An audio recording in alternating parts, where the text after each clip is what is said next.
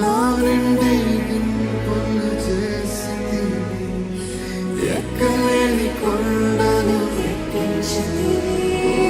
నా గిన్నె నిండి పొల్ల చేసితివి, నీ ఆత్మతో నన్ను అభిషేకించితివి.